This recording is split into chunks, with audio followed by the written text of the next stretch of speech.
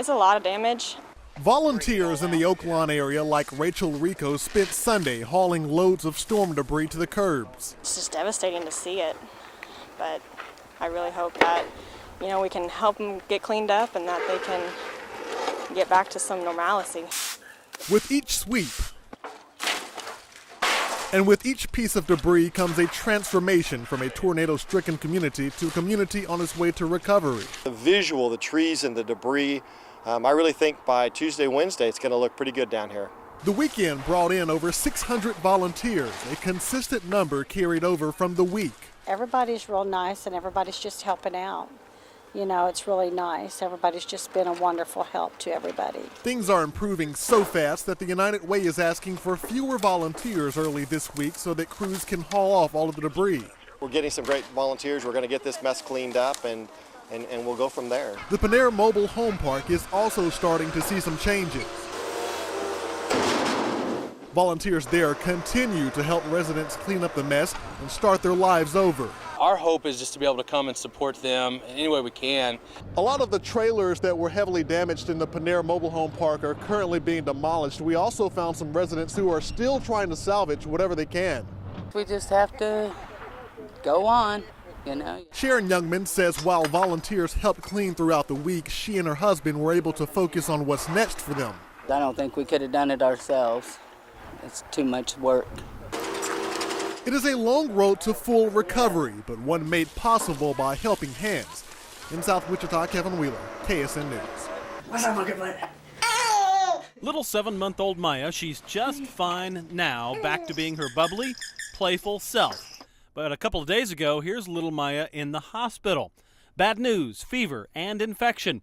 At first, the doc thought it was, well, anything but a feather. We were giving her Tylenol. We just figured that it was a bug that had been going around.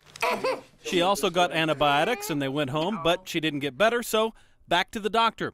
It was the pediatrician who finally made the discovery. A little string started to pop out. Aaron says his baby was getting plenty of attention from all those doctors, but attention turned to shock as they pulled out a feather literally from the side of Maya's neck. And she's like, what is this? She threw on some gloves and just pulled out a 2-inch feather. She's like, this is a feather. And we're just like, a feather? Like, what do you mean a feather?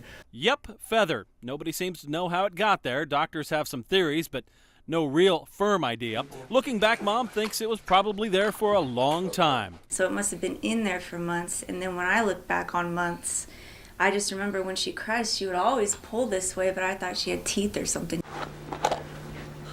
Of course, they kept the feather as a souvenir, and everybody seems back to normal, happy to be home, happy the infection is clearing, happy that feather is gone, but not forgotten, and happy to be out of the hospital. Oh, but no more doctors. Yay! Yay! Oh, yay!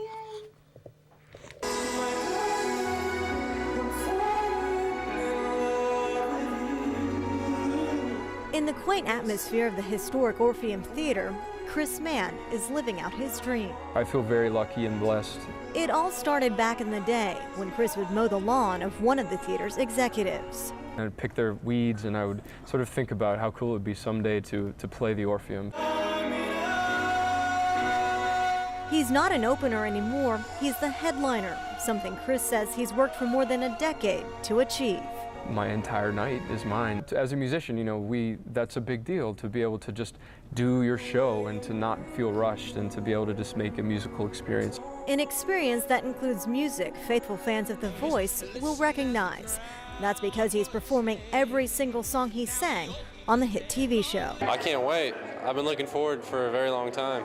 I know how amazing Wichita has been to me during this whole process. So I'm excited to sort of meet people and say hi from the stage and sing familiar songs for them. I think it's important that we get out and support local talent, and anytime you get to see live music, live performance, and the energy that goes along with that, you have to be a part of that.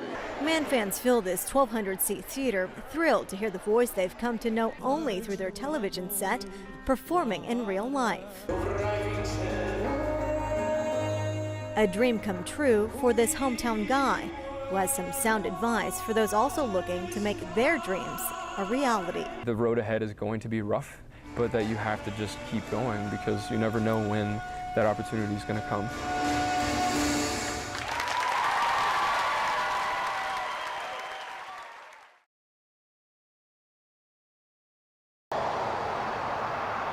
I like the small town, a small school. We graduated from high school here, then went on to Wichita State. Just slide them in where the other bigger 4-inch stuff is for now. But it wasn't long before 23-year-old Spencer Linville got a hankering to move back home with his degree in entrepreneurship to Douglas, Kansas. When I was in high school, I was always interested in the business. I shopped here and thought it was kind of a neat thing. It just so happened soon after Spencer moved back home, the owner of the lumber yard in town retired and knew of Spencer's interests. The two met and came to an agreement. With a population of only 1,700, it would hurt the town of Douglas to lose the business this lumber yard brought to town. Knowing that, Spencer bought the lumber yard and is saving both the business and jobs here in Douglas. I grew up, out in the country here in a small town. I lived in Wichita for about a year in an apartment and just was ready to get back out here. So it's just good to be back and to support the local community. Come the first of the year, this lumber yard will reopen as River Valley Supply. It's good to be able to open it back up, employ some of the local people, and keep a business open in a small town. Along with hardware and lumber, it will also offer equipment rental. A lot of the builders around here are glad to see it open back up. Because it's a long ways to Derby or Wichita to get if you need something. Family, friends, and future customers are helping Spencer get ready for opening day. They're all real excited. I know the community's behind it. I've had several people call me and just congratulate me. They're excited that it's staying open, that we'll keep this business around. And yeah, my parents, my wife, everybody's real excited. Katie Tauby, KSN News.